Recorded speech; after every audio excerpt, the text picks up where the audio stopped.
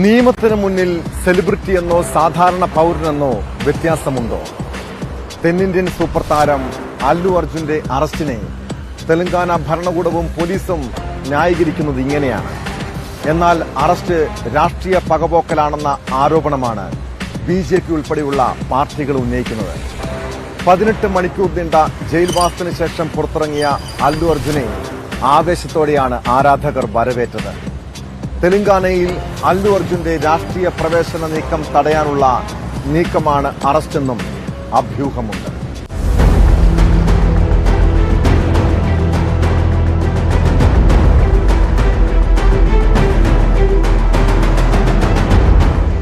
പതിനെട്ട് മണിക്കൂർ ജയിൽവാസത്തിന് ശേഷം രാവിലെ 7 മണിയോടെയാണ് അല്ലു അർജുൻ ജയിൽ മോചിതനായത്.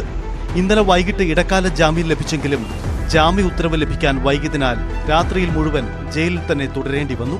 7697 നമ്പറുകാരനായി ജയിൽ തറയിൽ കിടന്നുറങ്ങി സൂപ്പർ താരം. നിയമത്തിൽ വിശ്വാസമുണ്ടെന്നും അന്വേഷണവുമായി പൂർണ്ണമായി സഹകരിക്കുമെന്നും അല്ലു അർജുൻ പ്രതികരിച്ചു.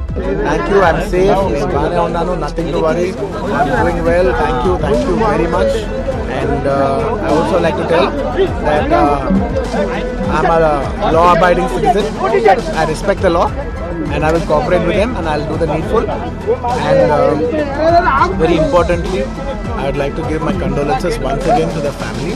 വീട്ടിൽ മടങ്ങിയെത്തിയ അല്ലുവിനെ ആശ്ലേഷിച്ച് ഭാര്യ സ്നേഹ റെഡ്ഡിയും മക്കളും. പിന്നാലെ അല്ലുവിന് പിന്തുണയുമായി താരനിര ജൂബിലി ഹിൽസിലെ വീട്ടിലെത്തി. പുഷ്പ 2 സംവിധായകൻ സുകുമാർ, സംവിധായകനും നടനുമായ വിജയ് ദേവരക്കൊണ്ട, റാണ ദഗുപതി തുടങ്ങിയവർ അല്ലുവിന് ഐക്യദാർഢ്യം പ്രഖ്യാപിച്ചു. അല്ലുവിന്റേത് അന്യായമായ അറസ്റ്റെന്ന് അഭിഭാഷകർ പറഞ്ഞു. വിഷയത്തിൽ രാഷ്ട്രീയ വിവാദവും തുടരുകയാണ്. അറസ്റ്റ് ആസൂത്രിതമെന്നാണ് BRSന്റെയും BJPയുടെയും നിലപാട്.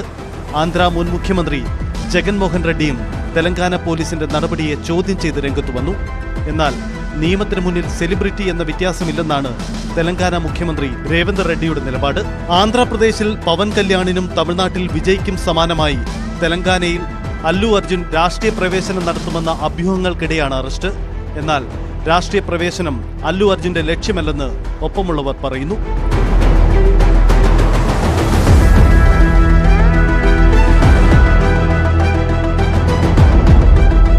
News desk, news 18.